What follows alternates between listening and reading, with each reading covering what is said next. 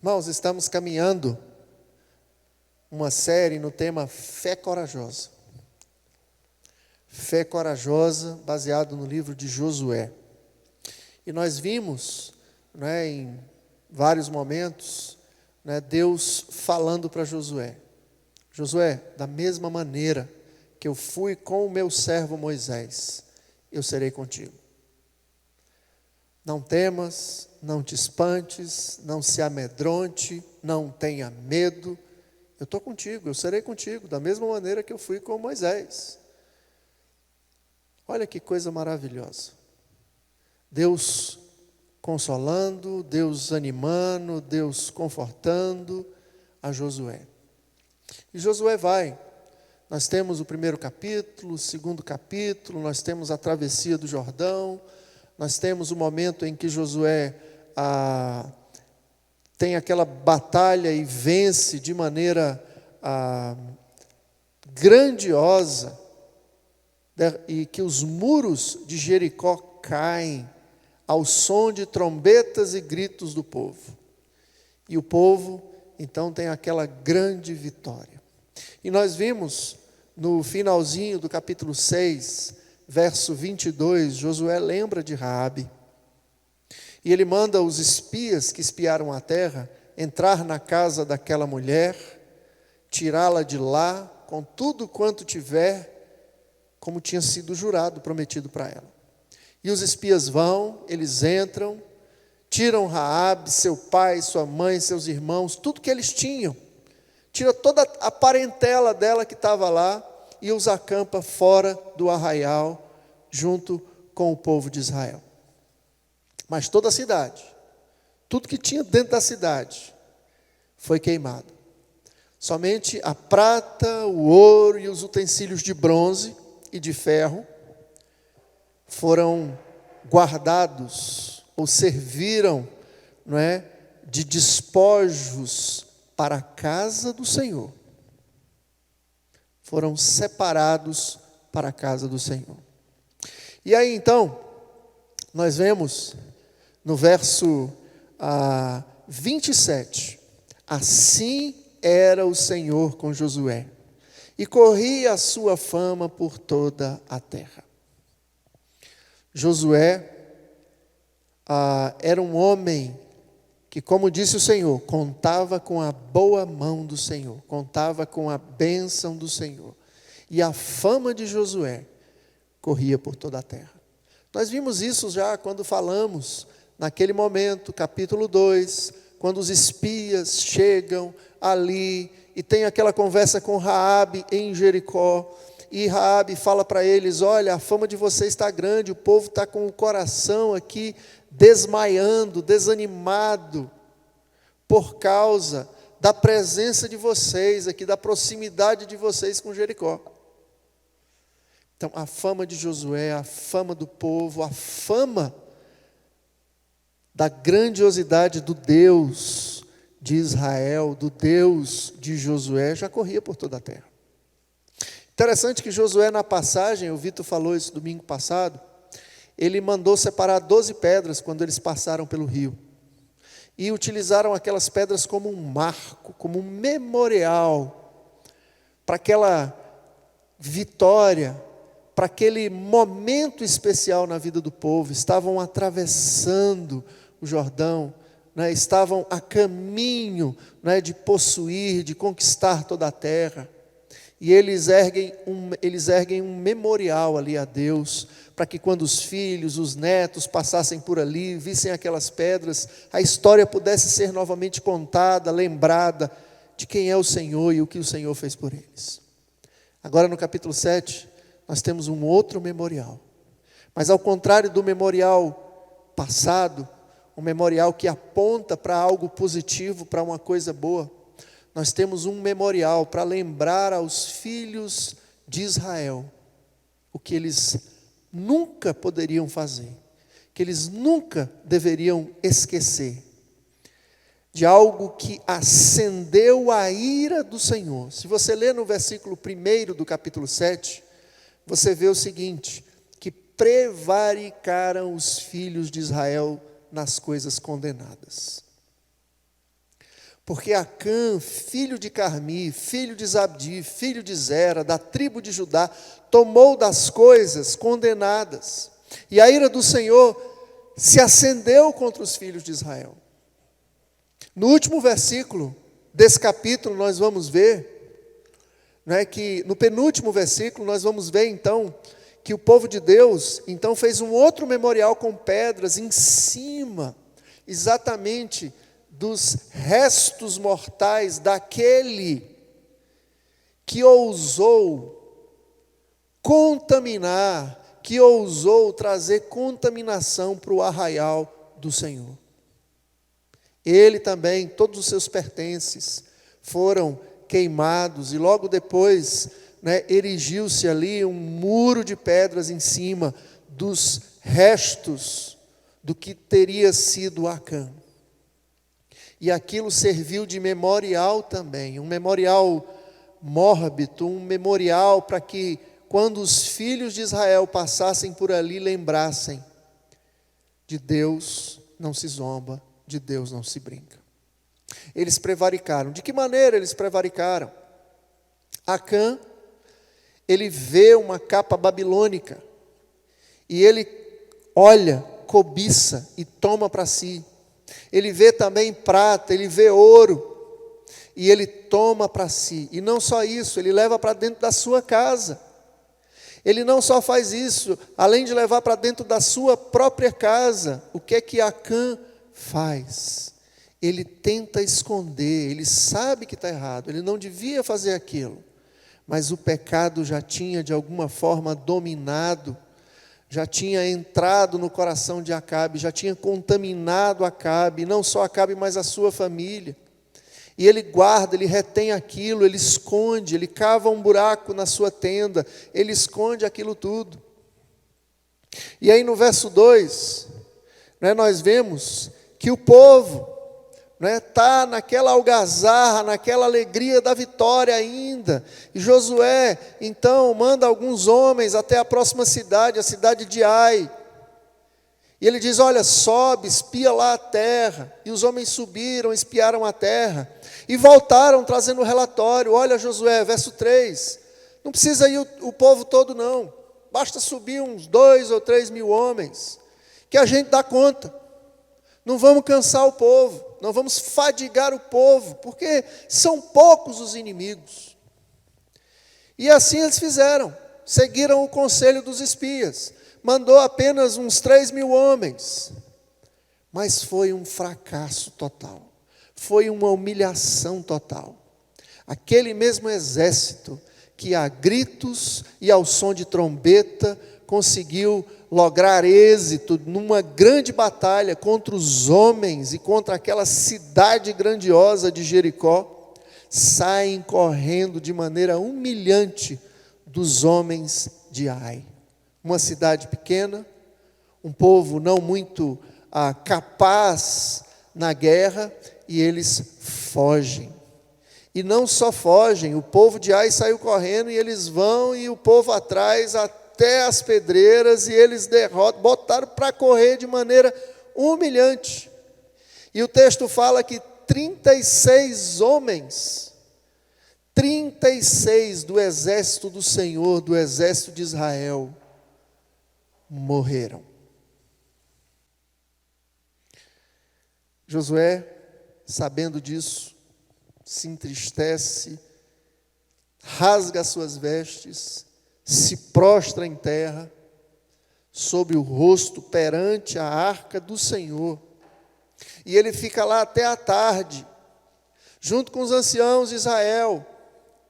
Deitaram pó sobre a cabeça, numa atitude de humildade, de humilhação perante Deus. Ah, Senhor Deus, por que fizeste esse povo passar o Jordão?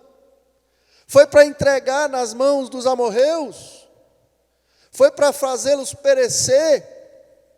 Tomara que nós tivéssemos ficado lá, não tivéssemos passado do Jordão. Josué faz uma coisa que muitas vezes nós fazemos aqui. Ele está indo no lugar certo. Ele está colocando diante do Senhor a sua angústia, a sua dor. Ele está lamentando no lugar certo. Ele está conversando com Deus. Só que ele está fazendo a mesma coisa que nós fazemos na grande maioria das vezes, e que aquele povo com Moisés cometeu muitas vezes. Seria bom se a gente tivesse ficado lá no Egito. Quantas vezes o povo não falou isso para Moisés? E quantas vezes nós também não falamos para o Senhor, com saudade da terra do Egito, com saudade da além Jordão, com saudade de coisas passadas, que o Senhor já nos libertou e nos tirou. E Josué está lá então, Senhor, por que aconteceu isso? E ele continua, o que é que eu vou dizer? Israel está correndo dos seus inimigos, todos os moradores da terra agora vão cercar a gente, vão extirpar o nosso nome da terra. Senhor, não só o nosso nome, mas o teu grande nome será maculado. E aí Deus então responde a Josué: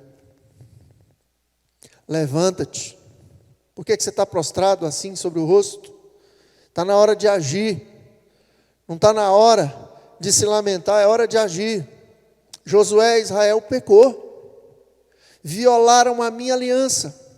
Aquilo que eu tinha ordenado para não fazer, eles fizeram. Eles pegaram coisas condenadas. Israel furtou, Israel dissimulou. Israel, até debaixo da sua bagagem, colocou esses objetos furtados. Eu acho muito interessante, Deus, é soberano. Antes da palavra sair da boca, Deus já sabe o que a gente vai falar ou pensar, a intenção do coração.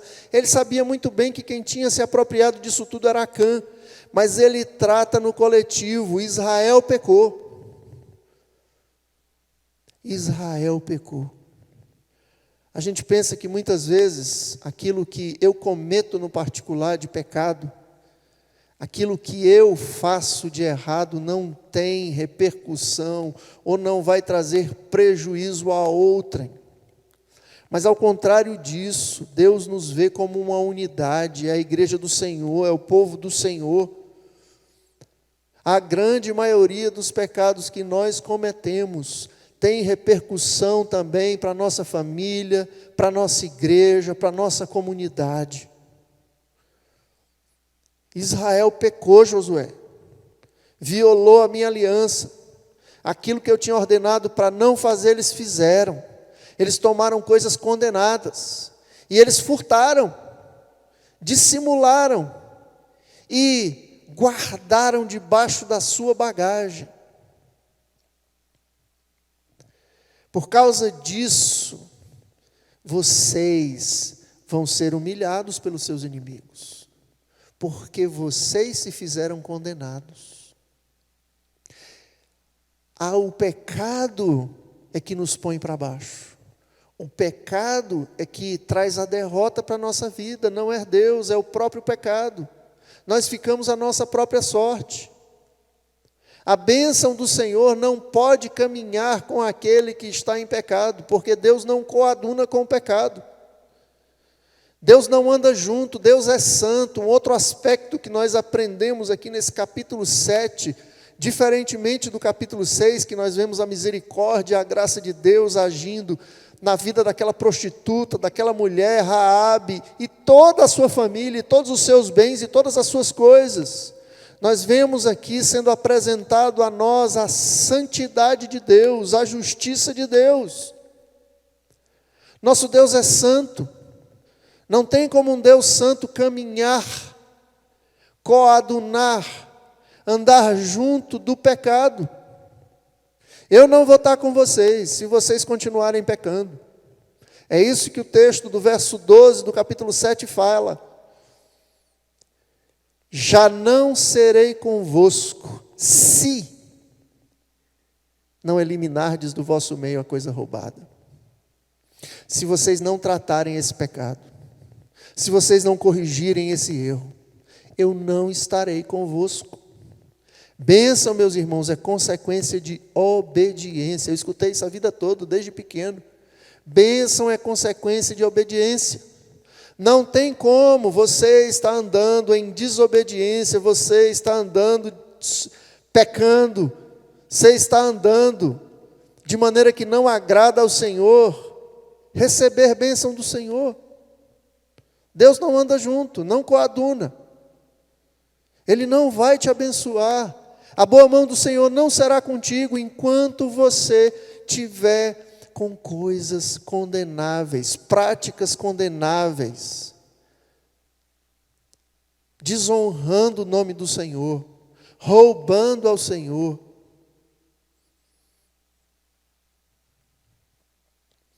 Aí o que é que Deus continua falando para Josué? Josué, dispõe-te, santifica o povo, dispõe-te, Josué, se levanta, coloca como um propósito a santificação acima de qualquer coisa. Para de pensar agora na conquista da terra, para de pensar em qualquer outra coisa que não a santificação do povo.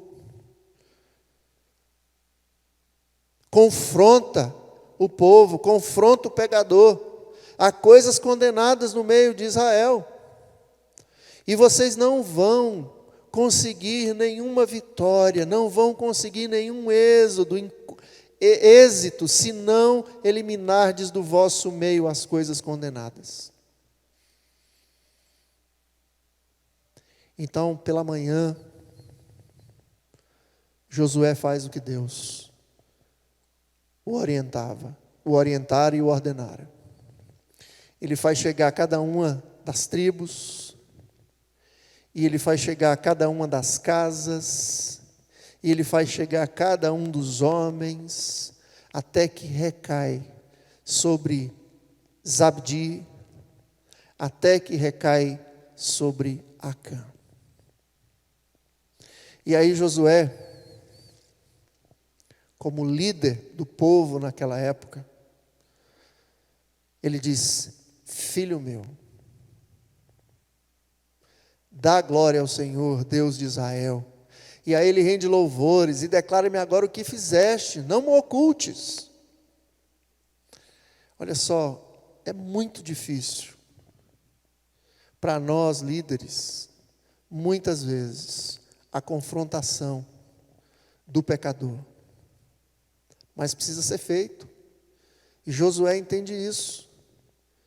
Eu fico imaginando aqui a angústia no coração de Josué.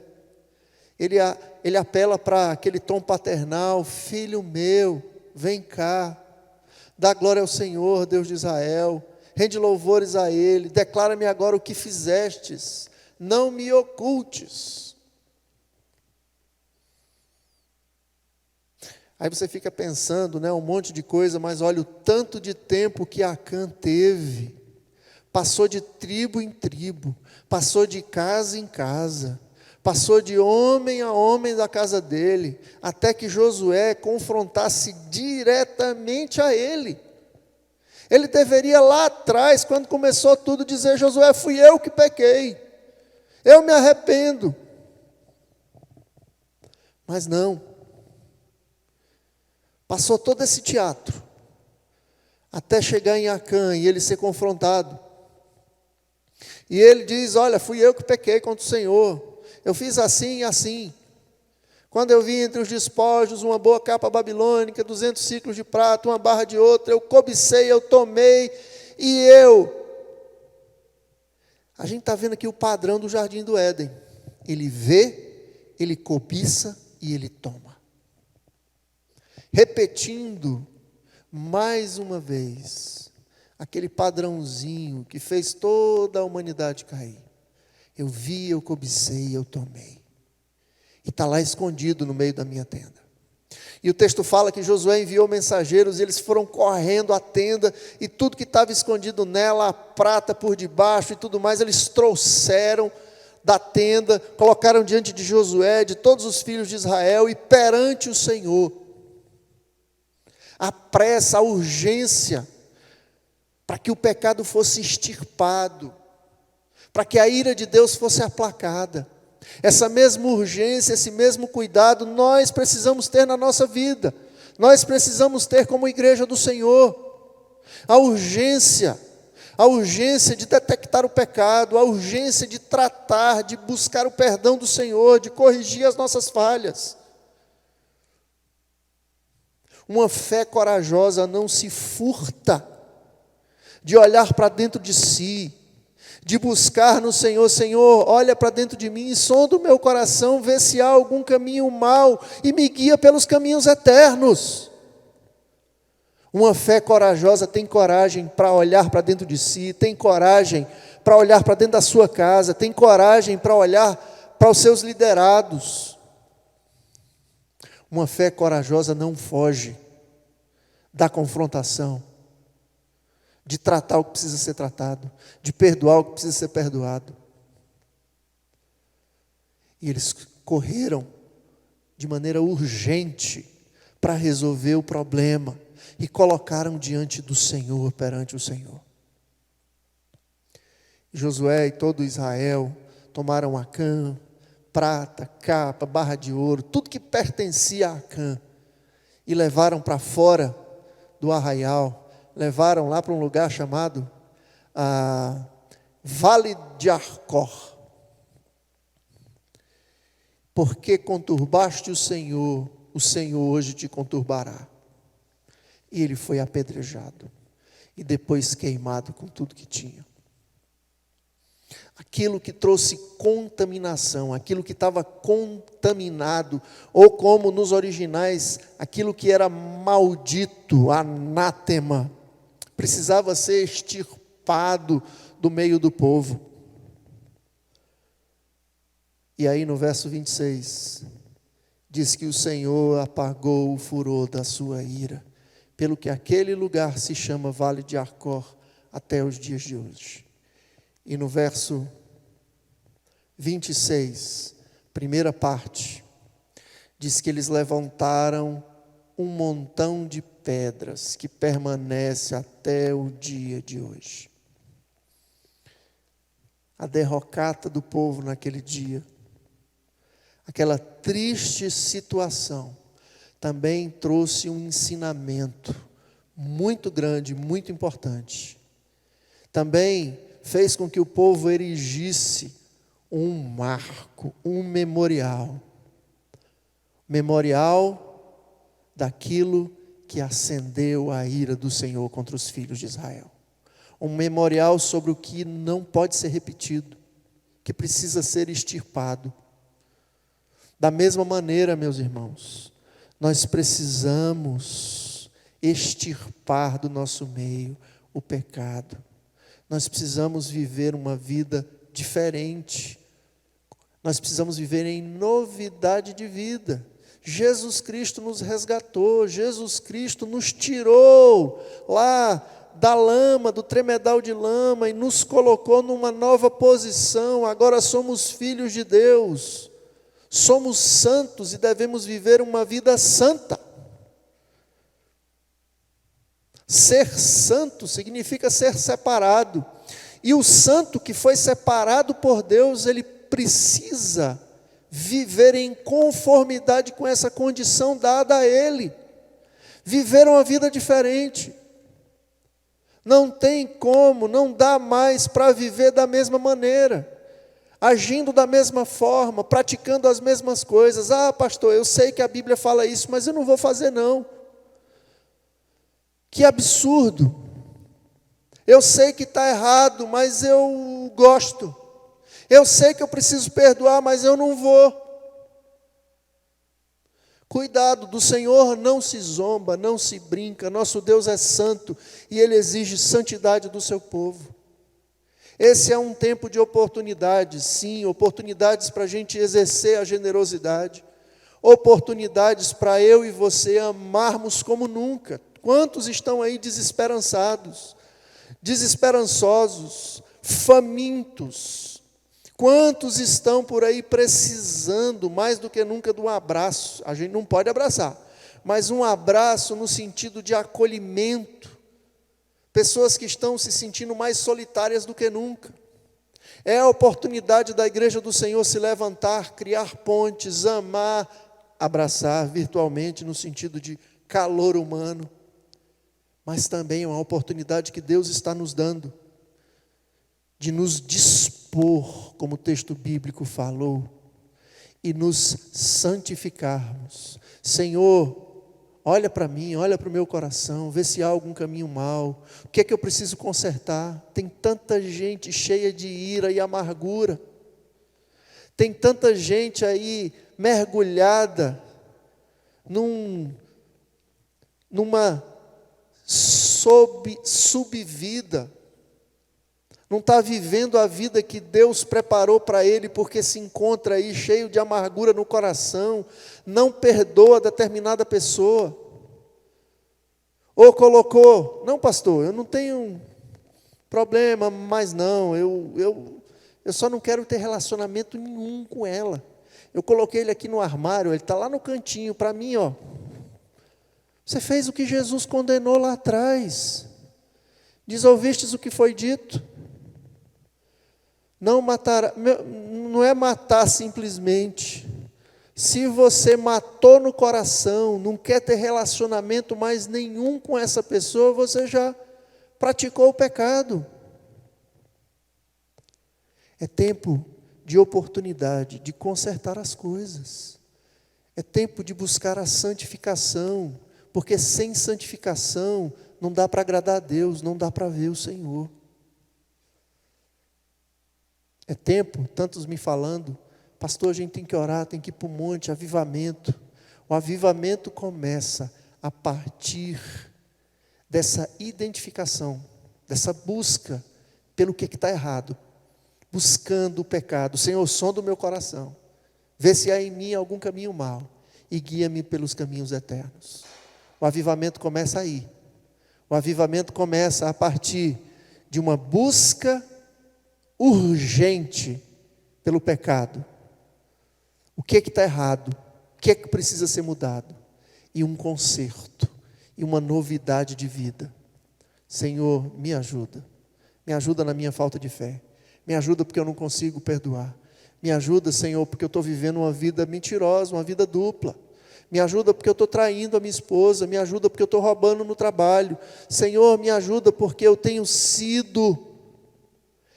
feito, ou eu tenho deixado de fazer aquilo que deveria fazer.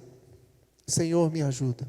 Esse é um tempo de oportunidade para mudar de vida, oportunidade para entender que um avivamento perpassa, antes de qualquer coisa, por uma mudança de coração, de caráter, de atitudes. Irmãos, esse é o tempo da oportunidade. Baixa a tua cabeça, fecha os teus olhos, nós vamos orar. Senhor, muito obrigado pela tua palavra, que é viva, que é eficaz.